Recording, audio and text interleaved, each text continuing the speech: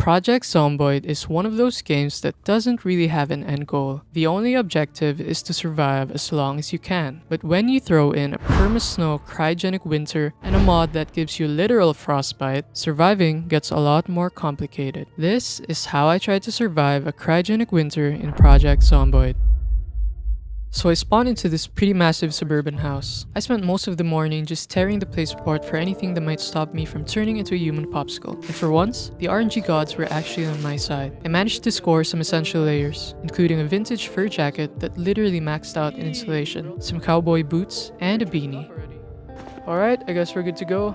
We're dripped up right now, and we're gonna check our cabin. Once I was geared up, I headed out to clear the cabin in the back. I had to put down a couple of Zeds that were hanging around the porch. But after that, I finally got to do the most satisfying part of the run. Marking the house is cleared on my map, like I actually know what I'm doing. I decided to push my luck and headed to the neighbor's house to the north. I was mid-loot, probably thinking about what kind of canned soup I was gonna have for dinner, when I heard a growl right behind me. Do you hear that? Holy... brother, he's right there. After nearly having a heart attack, I finished clearing the place and moved on to this tiny wooden shed on the same lot. Alright, I guess we're good to go here.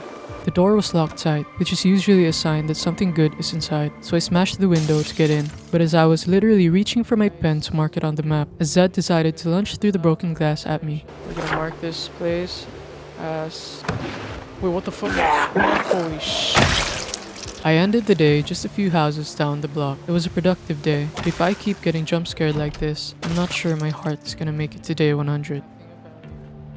Day 2 started with a plan to scout the community building north of where I slept. Based on the map, I thought it might be something useful, but it turned out to be a rail office. I spent the morning clearing out a few stragglers, but the problem with this mod is that the clock is always ticking. I stayed out in the snow a few minutes too long, and before I knew it, I had frostbite setting in on my ring finger. It's a constant reminder that the environment here is just as lethal as the infected.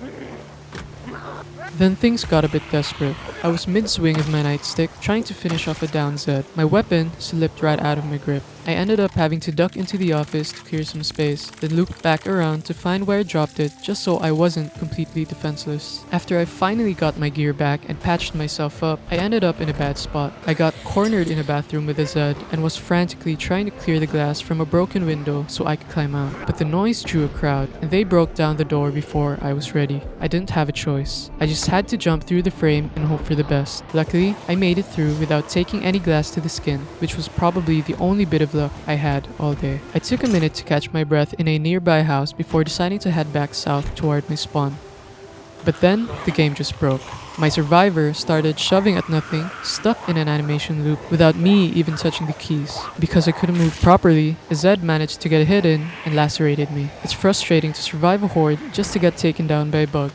But that's the beauty of Project Zomboid. I rushed back to my spawn house to rest up and pray the wound doesn't get infected. Well, it's finally day 3.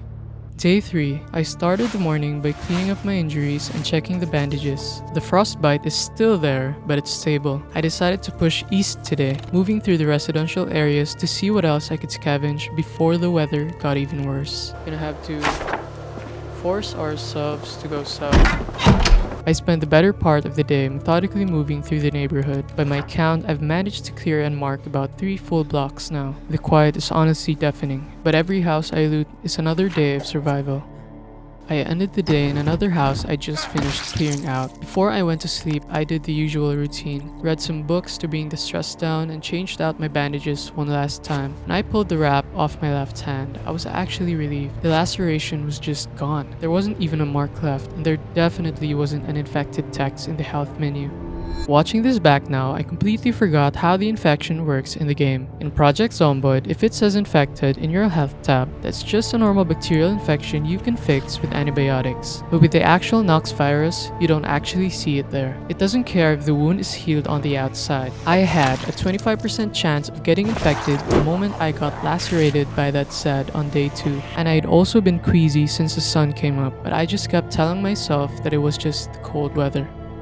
By the morning of day 4, the queasiness I'd been ignoring turned into a full-blown fever. I didn't bother checking the map or looking for more gear anymore. I knew the damage was already terminal. I just found a spot in the hallway, sat down, and waited for the fever to finish me. It's a quiet way to go, but in a world this cold, I guess I should have expected it. Thanks for watching this short run, and if you guys enjoyed the video, feel free to like and sub, and let me know in the comments if you have any specific challenges you want to see me try next. Hopefully the next one lasts a bit longer than 4 days. Peace.